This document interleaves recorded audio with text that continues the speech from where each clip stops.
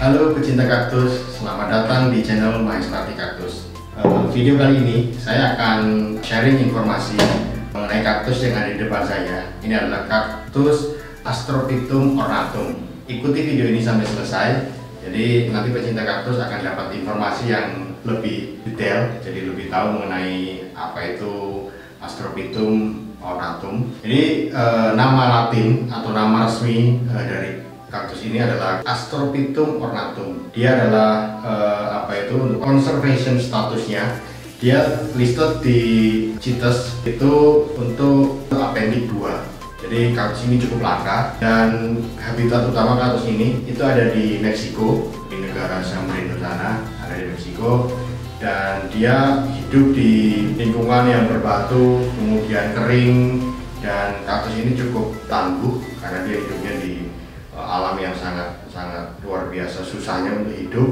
Kemudian nama lain dari kaktus ini adalah star kaktus atau kaktus bintang.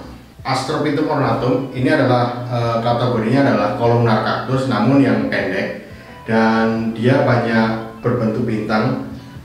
Kalau dilihat dari atas itu kita bisa melihat ini seperti bentuk bintang, dan dia mempunyai duri-duri yang cukup tajam di sekitaran tubuhnya, menyelimuti tubuhnya, dan dia berbentuk belimbing. Kemudian dia ada duri-duri tajam di sisi-sisi dari ribsnya, dan batangnya dia termasuk adalah kaktus yang solitaire. Jadi dia kaktus yang menyendiri, dan ketika dia kecil dia kecenderungannya adalah akan membulat. Kemudian ketika dia tumbuh dewasa dia akan memanjang, dan tingginya atau meninggi.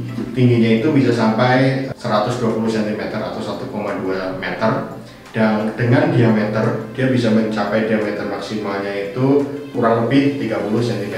Dan kaktus ini cenderungnya itu hijau, warnanya hijau dan abu-abuan, dan sedikit ada putih-putihnya. Dan ini adalah merupakan titik-titik, kalau di mikroskop begitu, ini seperti bulu-bulu halus di dalam tubuhnya. Dan mungkin bisa dilihat di sini ada dua perbedaan kaktusnya. Ini yang satunya hijau, yang satunya putih.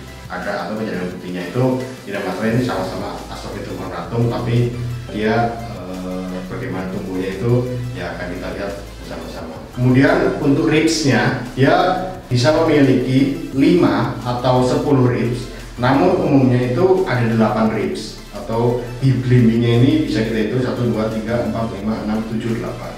1, 2, 3, 4, 5, 6, 7, 8. Jadi ini biasanya itu ada 8, tapi bisa sampai 10, bisa juga 5. Dan durinya itu jumlahnya itu kurang lebih ada 5 sampai 11, tapi rata-rata itu 5. Dan dia berbentuknya lurus, itu seperti verocactus, jadi durinya itu cukup tajam, dan durinya itu akan menyelimuti semenjak dia kecil sampai besar itu akan berduri terus. Kecuali kaktus ini ya, kaktus yang sebelah kiri ini dia durinya tidak ada karena mungkin karena penanaman yang sebelumnya kurang bagus, jadi dia tumbuhnya tidak sempurna.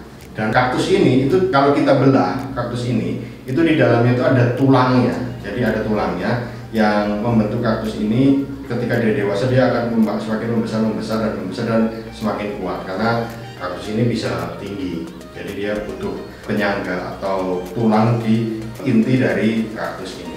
Dan bunganya itu dia berwarna kuning, seperti kuning lemon. Bunganya berwarna kuning lemon, dan dia bisa berbunga kalau usianya itu sudah di atas 5 tahun.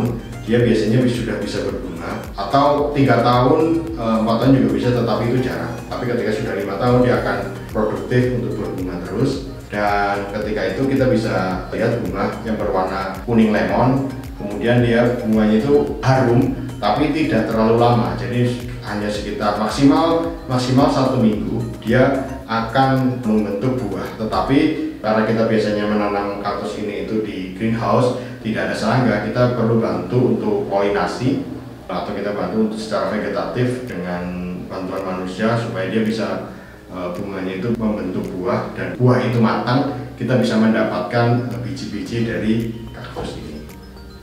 Penanaman kaktus ini cukup mudah ya, karena ini kaktus ini cukup handal. Pada prinsipnya untuk media tanam, kita cari media tanam yang poros supaya air itu bisa cepat mengalir, karena kaktus ini butuh air tapi tidak boleh banyak-banyak. Jadi kita cari media yang cenderungnya itu poros, bisa menggunakan pasir malang, bisa menggunakan kumis atau batu, tetapi intinya kita cari media-media yang poros. Kenapa? Karena ketika kaktus ini banyak air, terlalu banyak air medianya, dia akan membusuk. Itu yang perlu kita perhatikan betul. Dan kaktus ini itu bisa bertahan pada temperatur cukup dingin ya, 10 derajat Celcius ini kaktus ini masih bisa bertahan. Tetapi kaktus ini itu bisa tumbuh dengan baik ketika temperatur di atas 20 derajat Celcius.